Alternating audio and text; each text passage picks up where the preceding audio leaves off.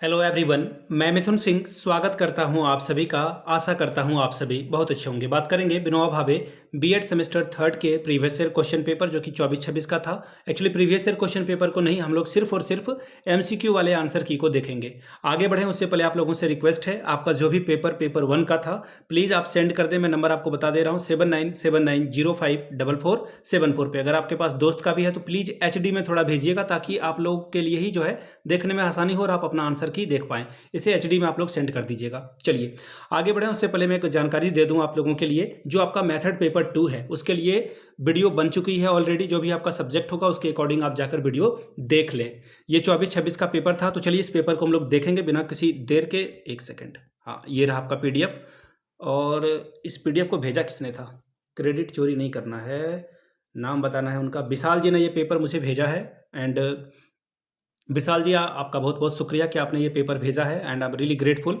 और चलिए पेपर को देखते हैं। पॉलिटिकल साइंस का ये पेपर था, पेपर 1 है, ये ध्यान में रखिएगा। पेपर 1 है, 24-26 का सेशन था, फुल मार्क्स 40 नंबर का। समय मिला था आपको 1.5 घंटे का। ठीक है, चलिए अब यहाँ से देखिए क्वेश्चन क्या पूछा गया है, हम लोग देख लेते हैं।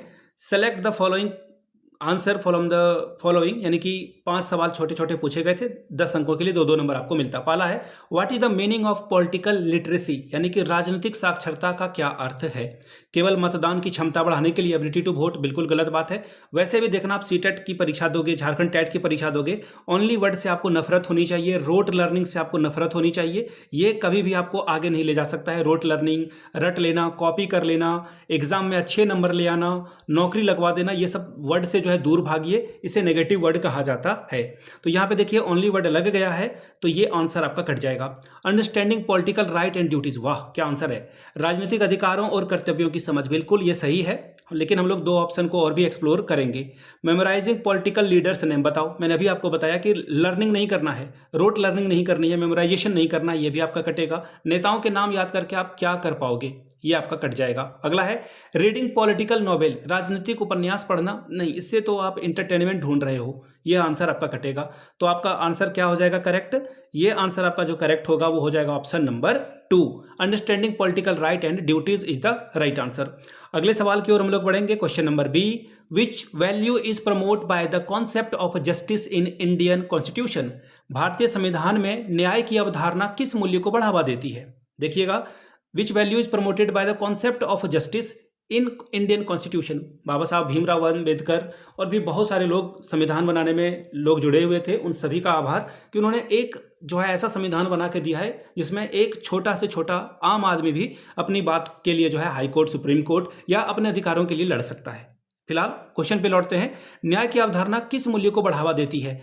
भेदभाव को, बिल्कुल नहीं, डिस्क्रिमिनेशन तो करना ही नहीं है, ये तो कटेगा आपका। डोमिनेशन, वर्चस्व को, आप रंगदार बनोगे क्या, आप बाहुबली बनेगो क्या, नहीं, दोनों कट गया आपका।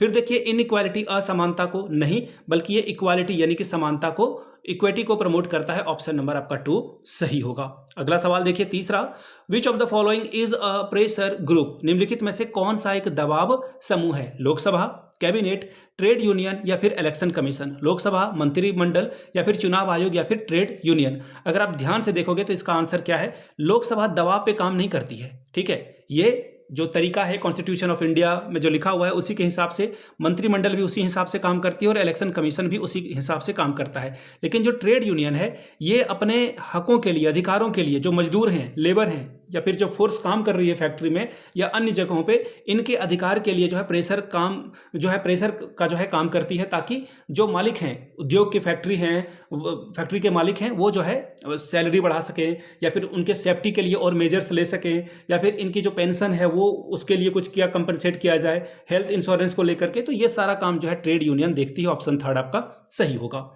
चौथा सवाल, the Panchayati Raj system in India was given constitutional status by which amendment, यानी कि भारत में पंचायती राज को संवैधानिक दर्जा किस संशोधन के द्वारा दिया गया है? देखिए पंचायती राज के बारे में अगर मैं बात करूं तो ये जो है 73rd अमेंडमेंट के द्वारा जो है ये दिया गया है। अब इसमें देखिए हुआ क्या था, 1992 की बात है, बहुत सारे लोग पैदा भी नहीं होंगे। 1992, कुछ लोग पैदा भी हो गए होंगे।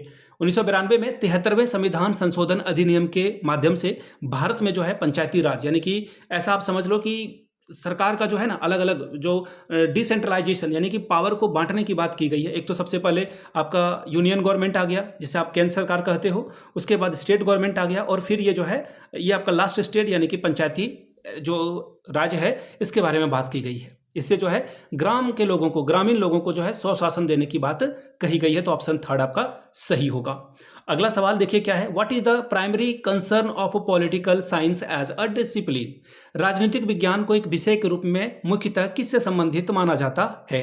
तो देखिए इसका जो सही आंसर हो जाएगा स्टडी ऑफ पास्ट, नहीं, अतीत की सभ्यताओं का अध्ययन यहाँ नहीं करते हैं, ये तो हिस्ट्री में किया जाता है। पहला ऑप्शन तो आपका कट गया, ठीक है। अगला देखिए स्टडी ऑफ नेचर लॉज, नहीं, प्राकृतिक नियमों का अध्ययन यहाँ पे नहीं किया जाता है।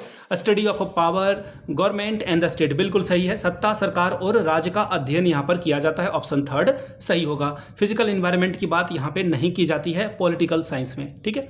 बाकी का क्वेश्चन जो है एक अलग वीडियो में बनाऊंगा, उसमें बाकी आप लोग ने तो पेपर दिया ही है। ऑल द बेस्ट है आपके लिए पेपर 2 के लिए। आप लोग जो है बहुत अच्छा प्रदर्शन करें, और जिनको जिनको मेरी क्लास अच्छी लगी नीचे कमेंट करके जय हिंद लिख सकते हैं। वीडियो को यहाँ तक देखने के लिए आप सभी का बहुत बहुत शुक्रिया। Have a good day.